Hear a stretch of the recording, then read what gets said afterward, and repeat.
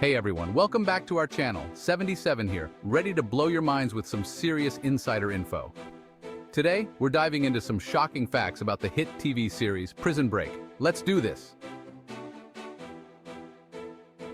Alright, first up, let's talk about the show's origin. So picture this, Prison Break but only for like a month. That's right, the show that had you glued to your seats for seasons almost never saw the light of day. Word on the street is the creators initially envisioned Prison Break as a tight 14-episode miniseries. They wanted to tell a contained story, get in and get out, no filler, just straight adrenaline. And honestly, when you think about the premise, it makes sense. A wrongly accused man, a daring escape plan, it's the kind of setup that screams limited series. But then something crazy happened. The show premiered and people went nuts. The ratings were through the roof, critics were raving, fans were hooked, and suddenly a miniseries wasn't gonna cut it. Thank God for that, right? Because who knows what we would have missed out on if they stuck to the original plan. Multiple prison breaks, international manhunts, conspiracies galore, we got it all, and it's all thanks to the overwhelming response from you guys, the fans.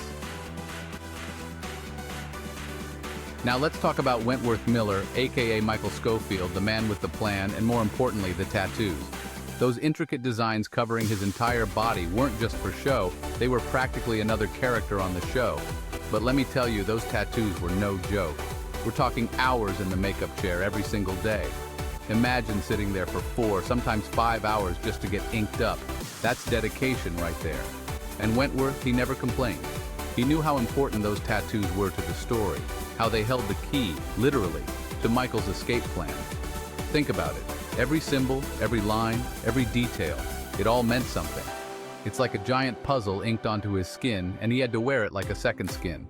So next time you're watching the show and you see those tattoos, take a moment to appreciate the artistry and the commitment it took to bring them to life. Chapter 3. Banned behind bars.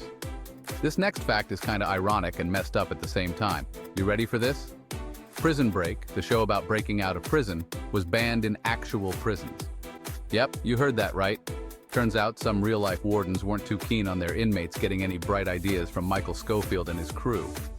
They figured the last thing they needed was a bunch of convicts studying the show like a how-to manual.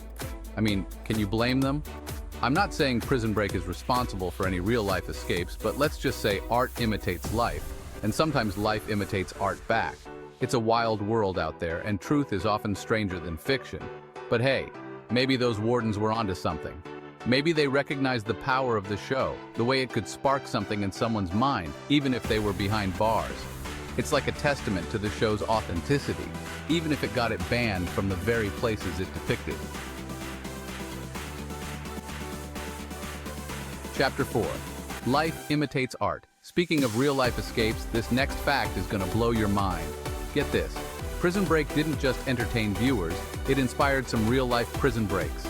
Yeah, you heard me right. There have been documented cases of inmates using tactics straight out of the show to try and make their own getaways. I'm talking about using bed sheets as ropes, digging tunnels through walls, even crafting makeshift keys. It's like the show became a blueprint for some desperate individuals. Now, I'm not condoning any criminal activity, but you gotta admit, it's kinda wild to think that a TV show could have that kind of impact on real life. It just goes to show the line between fiction and reality can get blurry sometimes, especially when you're dealing with a show as intense and believable as Prison Break. And who knows, maybe there are even more cases out there that we don't know about. Maybe, just maybe, Michael Scofield's legacy lives on in the shadows. Chapter 5. From Zero to Hero. Alright, last but not least, let's talk about the man behind the masterpiece, the mastermind who brought us Prison Break, Paul Scheuring. Now, you might think the guy who created one of the most iconic prison shows of all time must have had a long, illustrious career in television, right? Wrong.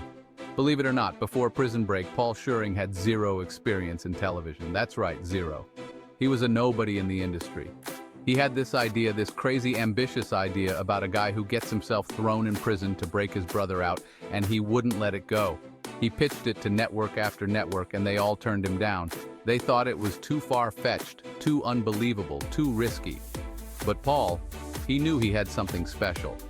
He kept pushing, kept believing, and finally, someone took a chance on him. And thank God they did, because the rest, as they say, is history. So there you have it, folks. 5 shocking facts about Prison Break that probably blew your mind. Thanks for watching. If you enjoyed these facts, don't forget to like, comment, and subscribe. Let us know in the comments which fact surprised you the most. And tell us, what other shows do you want to see us tackle next? We're always down for a good deep dive. Until next time, stay out of trouble. Or don't. It's your life. Peace.